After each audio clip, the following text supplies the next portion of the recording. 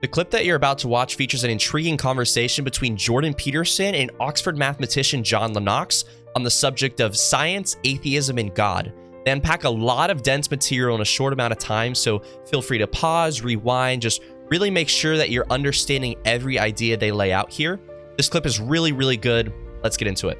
Now, you have to believe that the truth will set you free in order to be a scientist, because if you believed that the truth had no bearing on human flourishing, let's say, then the whole enterprise would be pointless. And if you believed that the investigation of the complexities of material reality would lead us astray, then you'd say that that should be taboo and forbidden. But that isn't what we decided. We decided that the revealed order would be good. And then I'll add one other thing to that, which I think is also axiomatic, which is part of the logos idea in its deepest sense is that we are required to explore, investigate, and communicate about everything as deeply as possible. So the idea, you have this idea in Job that is quite well developed, that no matter what God and the devil throw at you, you're called upon to maintain your equilibrium and your faith in the intrinsic goodness of being.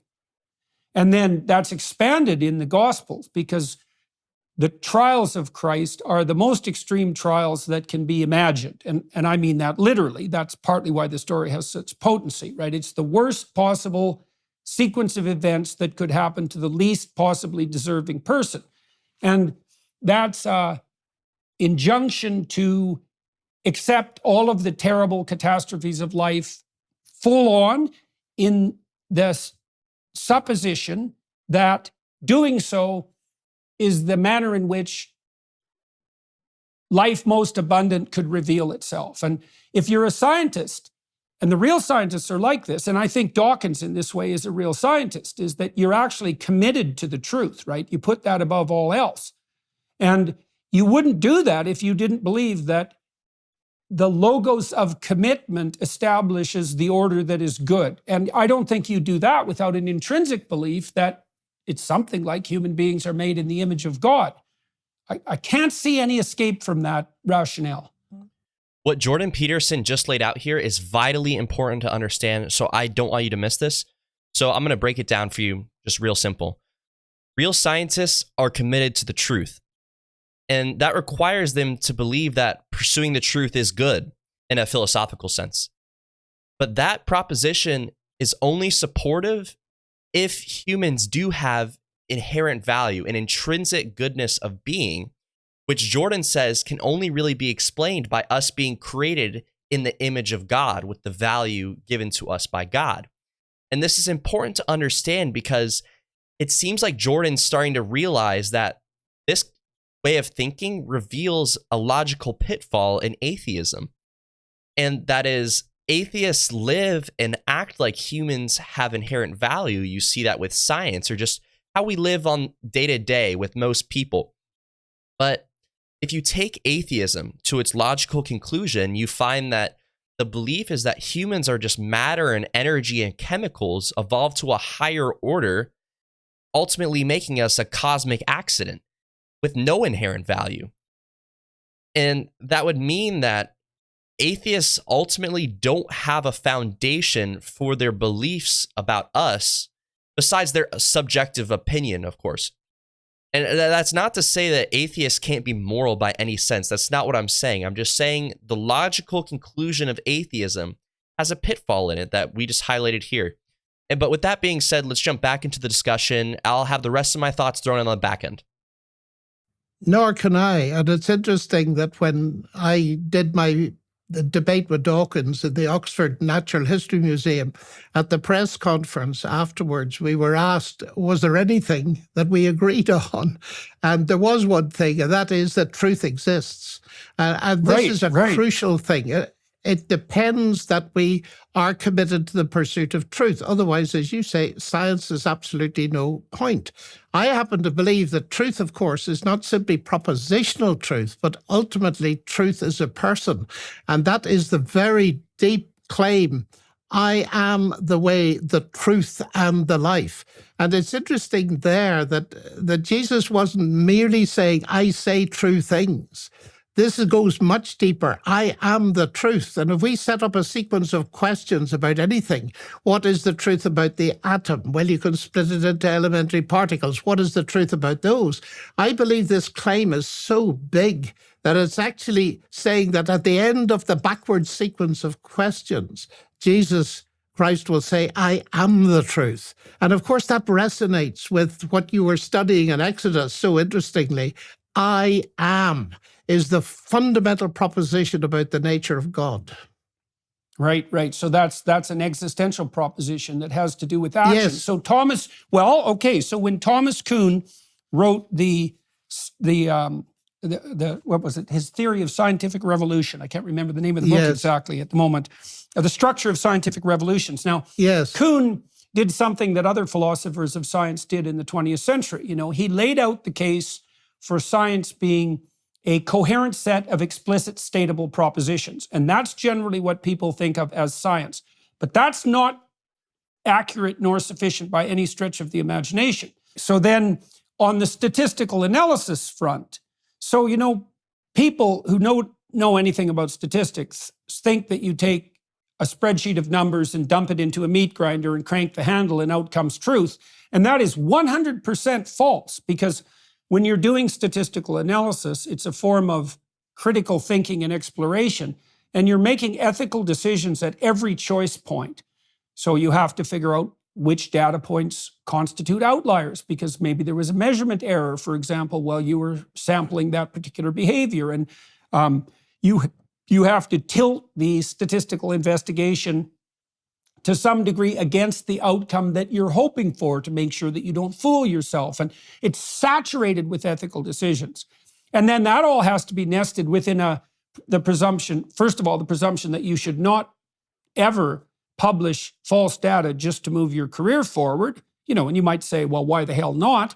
And also that you are required on ethical grounds to let go of your tyrannical presuppositions if the data reveals that what you're clinging to for your own psychological reasons is wrong. And all of that's an attitude of ethical conduct and not a set of explicit statable propositions. And that's hugely important. Richard Feynman, the physicist, the Nobel Prize winner, used to say you must bend backwards to criticize yourself because you are the easiest person to fool.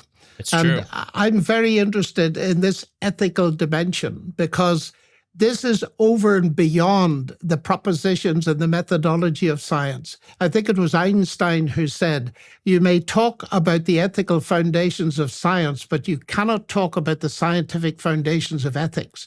So this is another layer in looking at the universe. It's rationally intelligible, but it's also a moral universe.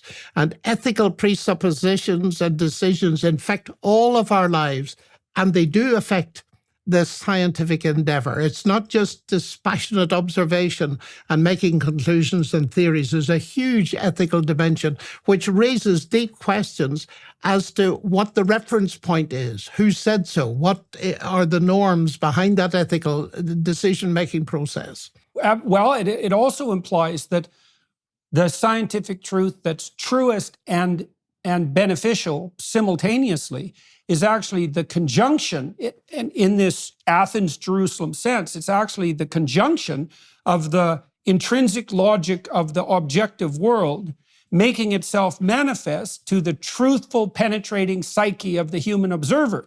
It's the interaction between those two that constitutes scientific truth, and not one or the other.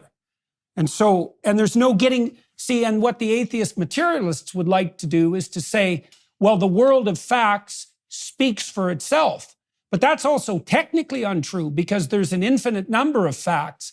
They're certainly not all relevant. We can drown in the plethora of facts, and we certainly will do that. And to even communicate about them or study them or even draw our attention to them, we have to prioritize and hierarchically arrange the facts.